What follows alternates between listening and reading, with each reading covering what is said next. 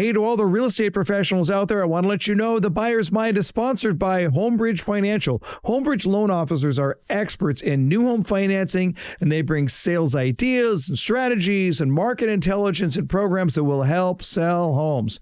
To learn more about that, go to builder.homebridge.com. Homebridge Financial, home financing made easy. Today on The Buyer's Mind, protecting your mindset. Stay tuned. Welcome to The Buyer's Mind, where we take a closer look deep inside your customer's decision-making mechanism to reverse engineer the perfect sales presentation. Now, please welcome your host, Jeff Shore. Well, welcome everyone to another edition of The Buyer's Mind, a very special edition. Now, for those of you who are listening, as you always do, thank you so much. We appreciate your faithful listenership and the fact that so many people are posting about the podcast and sharing it with other people. I'm Jeff Shore, the host of the Buyer's Mind podcast, and we are joined today on a very special episode by three of my favorite people in the world. These are all certified trainers at Shore Consulting. That would include Amy O'Connor. Say hi, Amy. Hi, guys. That would include Ryan Taft. Hello, hello.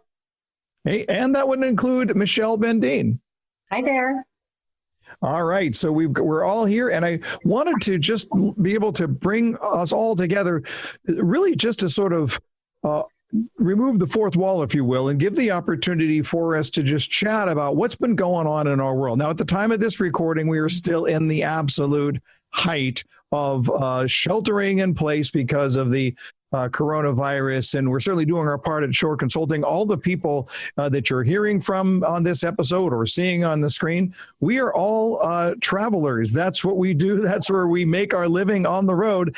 And now all of us are trying to adjust to this reality of working from home and not being on airplanes. And we can't yet decide whether that's good or bad. We'll get back to you on all of that. It's a change for sure. So I'm going to just ask each of our trainers to chime in on this. A, how you holding up? And then B, for those people who may not know us all that well, tell us one thing about you that most people probably don't know. Amy, you want to go first? Yeah, absolutely. Thanks. Holding up well. I'm lucky enough to be on 12 acres, so we can get out, and lots of social distancing when you have 12 acres, so we can still get out and do some stuff, and the weather's nice here in Virginia, so all is well. Something that most people don't know about me is that I once rode an elephant in the circus. I did not know that about you. I didn't know that either. Yeah. We're going to hear something about your, University of Georgia roots or something. Is there more to this story? Well, my grandfather was a clown in the Shriners Circus, and so when I was little, we had tickets to go, and I was up in the stands, and he was the clown in the show, and he came up into the stands and got me and took me back down and put me on the elephant, and I got to ride around the circus ring on the elephant. There you go. All right. Ryan and Michelle, you will have much to live up to right now. Ryan Tapp, how you holding up? And tell us one thing about yourself that most people are not likely to know. I was holding up just fine until the whole elephant thing with Amy. I don't even know what to do with that. Goodness. We're holding up just fine. My wife, Melissa, works from home, as you all know. And so she's kind of used to this whole deal. I think the true test is when I will have been home for 30 straight days. We'll see how we're holding up. She might be like, "Why are you still here?" I don't know. Yes, right. No, we're great. All is well. We tend to see ourselves as a bit of the calm in the storm, and so it's hard for us not to hug people and all that. That's kind of awkward, but yeah, no, we're holding up just great. Just being the shining light for people out there and saying, hey, we'll get through it, and let's look for what's right, not what's wrong. So that's that. As far as what people don't know, gosh, I could pick so many different things. One is that I was in high school and in college, I was a volleyball player. Now, for those of you who are watching this and you don't have any comparison, you'll see Jeff's laughing a little bit, rightfully so, because I am a whopping 5'4".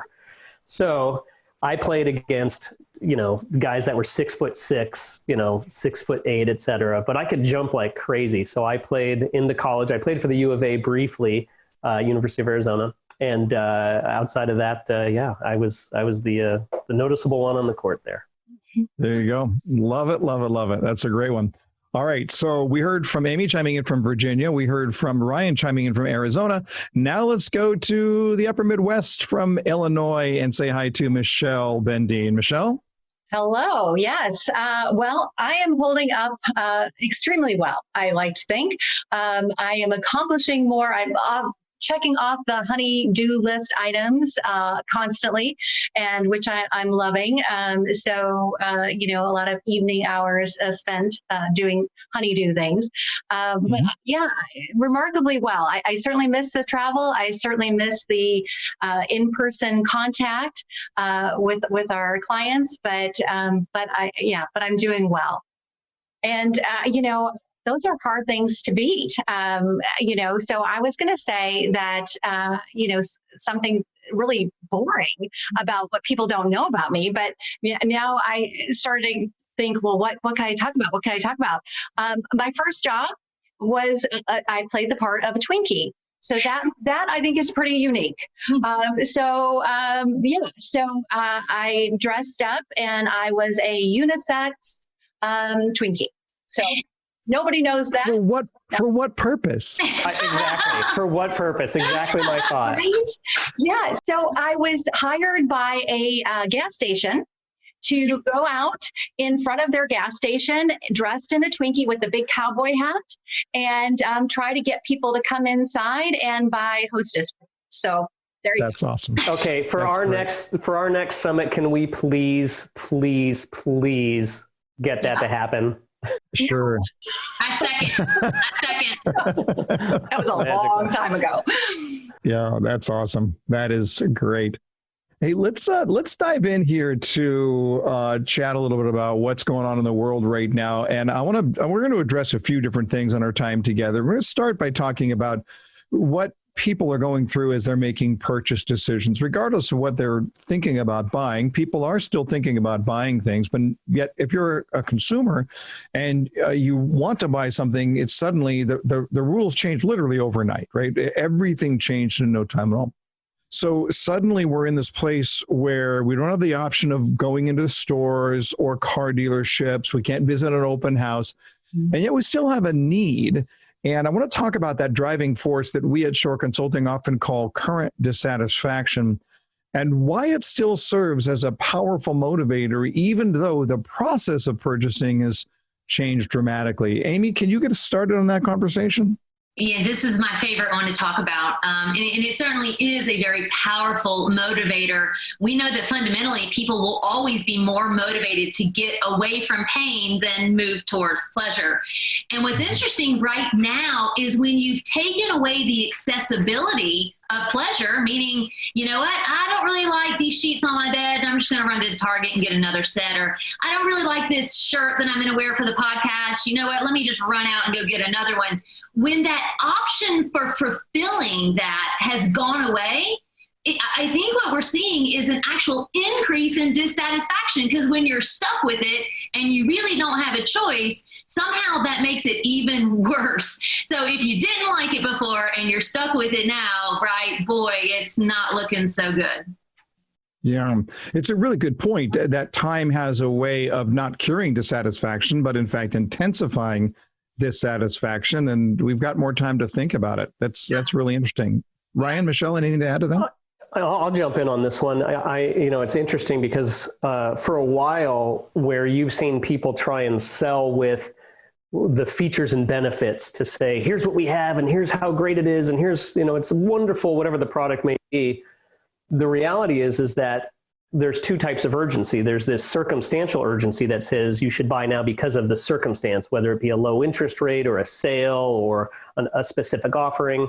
But then there's that personal urgency that says, it doesn't matter what's going on with all of that. I need to make a change because I have something I need to change. My car broke down. It doesn't matter what the sale is. That's not what's driving me there. It's my car broke down. I need a new car, right? Or I need to move. We got married. There was a divorce. There was a personal reason And what I've been telling people for years in regards to this is that your personal urgency, a buyer's personal urgency, is true in any market, where circumstantial urgency usually works very well in a very specific market. Right now, personal urgency trumps circumstantial. Mm-hmm. Right. Okay. Michelle? Yeah. And so many people staying at home, right? They're at home in the place where that dissatisfaction lies, and they can't get away from it. And so that dissatisfaction is just going to continue to grow and grow. And talking to some clients and making joke of, well, gee, 9 months from now, there's going to be some life events happening, and people coming to our sales centers with new dissatisfaction, new urgency, because maybe some babies being born, maybe some conscious uncoupling. So a variety of different things that are going to raise that dissatisfaction even greater. Absolutely. Yeah, no doubt about it. On the flip side of the current dissatisfaction, we have what we talk about, future promise, the idea of what we want our life to look like one day when our problem is solved along those lines. So, Ryan, I'm just going to throw it over to you and ask, how have the current conditions changed the way that customers perceive what they are getting in the first place? If they can't test drive the car or swing the golf club or walk through the home or whatever, try on the shirt, whatever it is, how has this changed the way that customers perceive what they are getting? Well, I think some of it has to do with, it's twofold. One is appreciation and the other one is imagination. So, I don't know if you've ever had this happen, and Jeff, you've actually used this example, but you ever been really hungry, you go to the refrigerator, you look, there's nothing really that's kind of exciting you, so you leave, you come back an hour later, you lower your standards a little bit, and then you end up being like, well, I could cut the mold off of that. And you kind of compromise a little bit.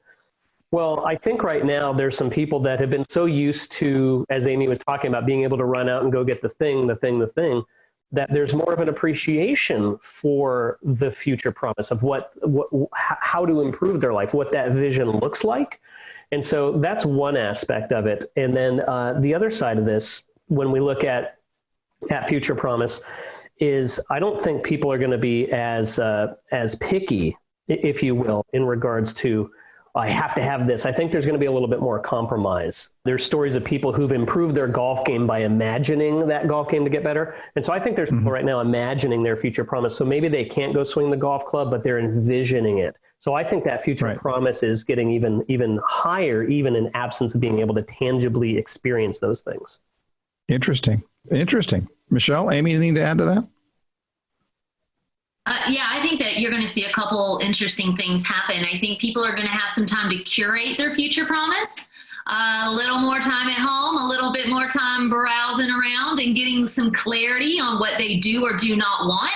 And you're going to see a lot of people be eliminated that way. So when a customer shows up, when they are finally released back into the wild and they show up at you, it means you have already made the cut because they've been able to spend some time and get really clear on what it is they want.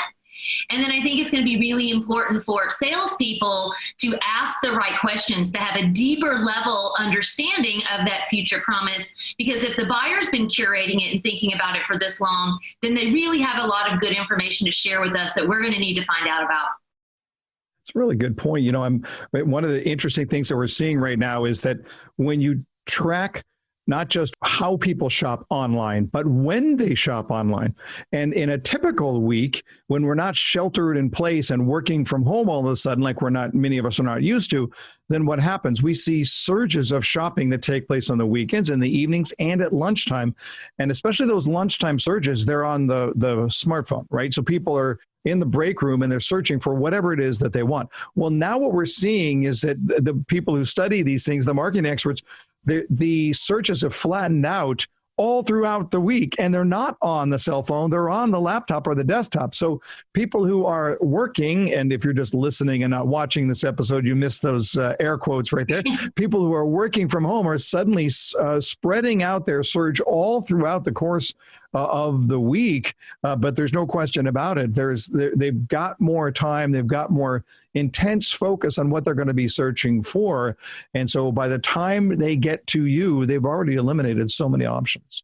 Michelle, let me turn it over to you on this. I want to talk specifically about sales attitudes, because salespeople are really having to scramble to redefine the way they do business. We've literally changed the rules overnight. And what we end up with is a fairly significant pattern interruption in their lives. So what are you seeing? You've already been talking to a lot of salespeople through virtual training sales. Now, we've been doing virtual training for a long time. Suddenly, it's in very, very high demand. But even in your virtual training sessions, what are you seeing from sales professionals? How are they handling all of the upheaval? Yeah. So great question. It really is, it's a mindset check every day. It's so when they come in, it's making that conscious choice to be very positive, to be very focused and very diligent and focused on their goals. I think it's really easy at a time like this to become very complacent, to somewhat disengage. So I think it's a real conscious decision that everyone needs to make on a daily basis to be positive and confident. Amy and Ryan? I'll dive in. I think you got a mixed bag here of people who, there's this saying that says, how you do anything is how you do everything. And if you tend to look at challenges as though you're victimized, then you're probably waiting for things to get better, hoping that business comes to you. But then there's another set of folks who are more of those folks who are go-getters. I was joking with my wife, and I was saying to my stepdaughter, Ashley, you know her, I said, yeah, your mom married a go-getter. I go get her coffee. I go get her whatever she needs, right? But this go-getter mentality, or this victor mentality versus victim, says this is an opportunity. This is an opportunity to stand out. It's a reset. How do we go further, faster, better? They're putting time into it. If you're at home, you're either watching Netflix and eating ice cream, or you're reading books and you're working out. And so there's a mixed bag on these. And I think how you live your life probably shows up in these moments of testing, if you will. That's really interesting, because one of the things that I'm asking myself here, and it's just a habit I've been into for actually quite some time, is when I go through a time of trial or stress or change or whatever it is, what am I learning and observing about myself? Because, someone once said that experience is the hardest teacher because you get the test first and the lesson later, right? And so often as we'll look at it, we'll say after the fact, what did we learn? But I really like to ask the question, well, what am I learning in real time? What does that look like? And I know for me, and I recorded this was on last week's podcast, I recorded just some of my journey in having moved away from my time of solitude and digital detox. And suddenly, when everything went nuts, I felt, well, I'm out of control right now. How do I get control? I know, I'll look for more news. And then all that did was spun me into a negative zone. So I've had to learn this about myself, that my time of solitude, my time of stepping away from all of the density of noise right now is far more critical than any other time. And let me just pause here real quick for a quick word about our sponsor, Novi Home. Well, this podcast is sponsored by Novi Home. Novi Home is a digital sales and marketing tool that gives your new home sales team everything they need for powerful follow-up. In our changing environment, Novi Home allows you to engage buyers when you're not face-to-face. Novi Home offers your buyers a phenomenal digital buying experience that is personalized for your company. Novi Home also takes all of your marketing materials and plugs it into your branded builder app. Novi Home's analytics give your sales team real-time insight into which leads are engaging and exactly what they are looking at, which enables powerful follow-up. Visit novihome.com to schedule a demonstration today. That's novihome.com. Listeners of this podcast will save 10% on the monthly service. All right, back into our topic now. For the three of you, what are you learning that's interesting, and what insights do you have about human behavior, changes in thinking, pattern interruptions, etc.? Amy, you want to take a stab at that? I can tell you I'm not great with pattern interruptions. This has been challenging. I mean, I have young kids at home, and I have learned that I am not gifted enough to be a public school teacher. Although, right, the curriculum has been thrust upon me. So I'm supposed to, keep up with the work over here and the work that we're doing with our clients, and be a public school teacher and plant my victory garden and, take care of the donkeys. And so what I have learned is that I think sometimes too much is too much. And, you know, I love the Stephen Covey quote, and it's my mantra right now is the main thing is to keep the main thing the main thing, right? And so for me, I know that if I start to think about all the stuff that's going on around me, I will very quickly get overwhelmed. I need to just focus on what am I doing right now. Michelle? Yeah. So, well, for me, I don't know if you've heard of the freshman 15. I need to be aware of the COVID-19 because I'm thinking, you know, what I'm putting in my mouth, also it feeds my body, but also feeds my brain. And if I'm just loading my body with junk, I'm going to feel really crappy. And so this is a time really to take care of ourselves mentally, physically, you know, exercising and eating good food, meditating, whatever the case may be, just to make sure that we're always in the best frame of mind. Ryan? I think in my history, I would have a pattern of being worried or freaking out over something like this. I mean, even going back to 2008, you know, just having this kind of stress and, oh my gosh. And this time around, what I'm learning about myself is I've changed quite a bit on that. I got a phone call even recently from somebody that said, thank you for being like not a freak out person. And I was like, I'm not a freak out person. This is great. And it's really true. And I have to, you know, just basically say, yay, thank you to my wife. And a lot of that has to do with just maturity and some spiritual stuff for me, where I just feel like everything is going to work out and it's going to work out fine. And I just doesn't make sense to me to freak out. So that's what I've learned about myself is I've changed there. There you go. Love it. Well, speaking of freaking out, I'll throw one other thing at you. I was just listening this weekend to, it was a Freakonomics podcast, but it aired back in December. So it had nothing to do with what we're going through right now.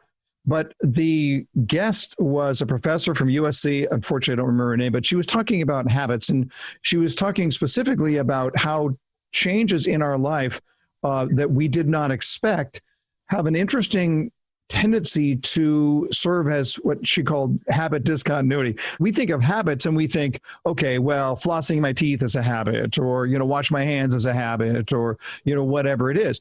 But those things that you regularly do can all be described as habits. So I'm looking at myself, for example, and I'm not going to lie, I miss playing hockey. I really do. I miss playing hockey. My wife and I, our guilty pleasure is we eat out quite a bit, right? That's where the budget gets blown on eating out. I miss hanging out at my church with my friends there. These are all not just things that I do. These are habits in my life that have all been ceased. So when suddenly you're cut off from your habit, you feel a little bit at odds. I mean, imagine if you are like an habitual, avid, freaky flosser. You have to floss. And then suddenly it wasn't the great toilet paper shortage. It was the great flossing shortage. It would really throw you, right? It would really take you off your game. So even for me, not playing hockey, you know, not eating out, these are things where I would normally look at it and go, well, okay, stay at home. I'm an introvert. I've been training all my life for this. This isn't that hard.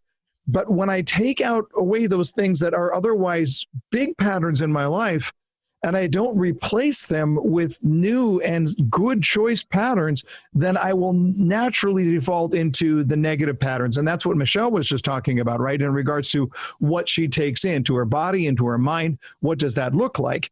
And so how do I make sure that I'm replacing habits that I can no longer take part in with better habits? Well, lo and behold, I've started running again. Now, I don't really like running, but I've enjoyed it for the last week because it's something that gets me out of the house. It gets me physically working. I work up a good sweat. I feel better about that. And I'm actually thinking about starting up piano lessons again. I had stopped them because I was traveling so much and now I'm not. So there's this question here about what we can do to identify the habits in our life that have gone askew and how do we replace them with new habits? I'll just open it up to any of the three of you to chat about that. I'm absolutely on board with what you're talking about. You know, you got to fill the time doing something. And I kind of referenced this just a minute ago with you can choose to do, you know, you're going to spend your time one way or the other. And, and for me, the learning aspect, you know, I've read more books in this year. And I already, you know, Jeff, you and I have these conversations. What books are you going to read this year? I'm going to read these. And I'm already flying through books like absolutely crazy. And so I'm spending a lot of that time really focusing on how do I improve in different areas. So that's one of those areas. But I'm tracking with you. You know, the good news for me is the upside, again, looking at this for me, is more time with the family. Right. That's the bonus. So. I'm actually not even watching as many movies as I thought I'd be watching. You guys those who know me, think I'd be watching. We haven't watched any movies, to be honest. We've been talking more. So it's everyone in our neighborhood's actually out walking around with their families. It's like all of a sudden everyone was like, oh my gosh, there's a world out here. It's kind of crazy. Yeah. Amy and Michelle? Well, I have to realize that I have to not only focus on my own habits, but that I am responsible for cultivating the habits of others. I mean, again, I have littles. My son is 10 and my daughter is 11.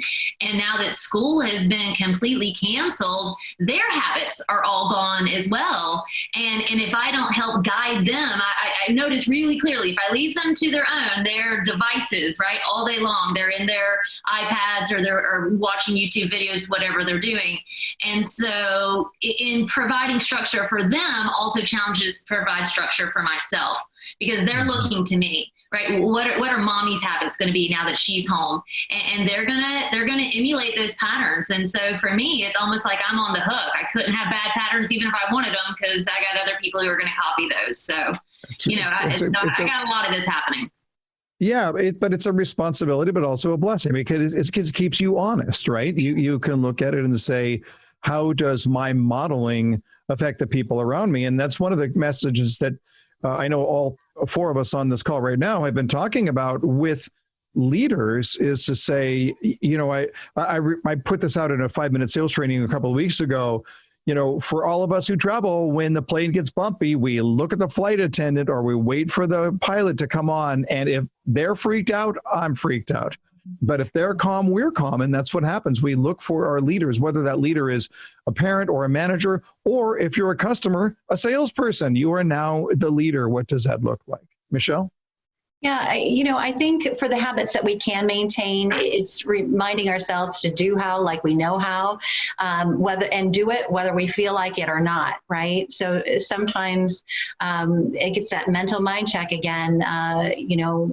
Do those good habits, whether we feel like it or not. I think consistency is key. I love it. I was going to ask for one piece of parting advice. Is that your piece of parting advice? Yeah, I think so. I like it. I like it. That's a winner right there. Ryan, one piece of advice for sales professionals everywhere. I would say when you're, one, how do you narrow this down to one? My thing would be this, is that, again, just like you use that flight attendant analogy, is we need to be the calm in the storm. And I would encourage people to think about how people buy anything. We referenced really a couple of pieces of this where we talked about dissatisfaction and future promise. And those are two sides of the emotions that drive buying behaviors.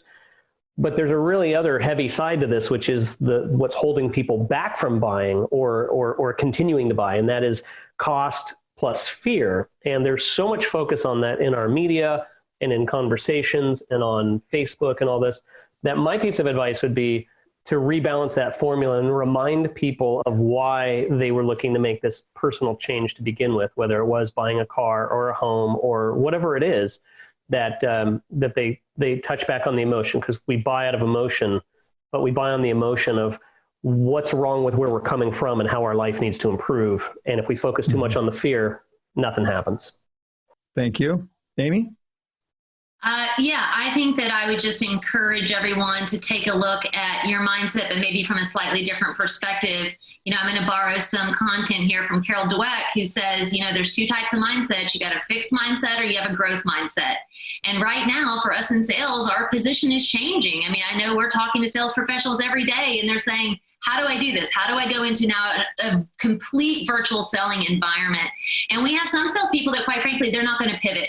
They're not going to make the change. They're not going to make the adjustment because they're in that fixed mindset that says, I can't do it. But the growth mindset that says, I can't do it yet. And that's the key, right? It is yet. I know I can do it. I will figure it out. And it's being forced upon us. So you kind of don't have a choice.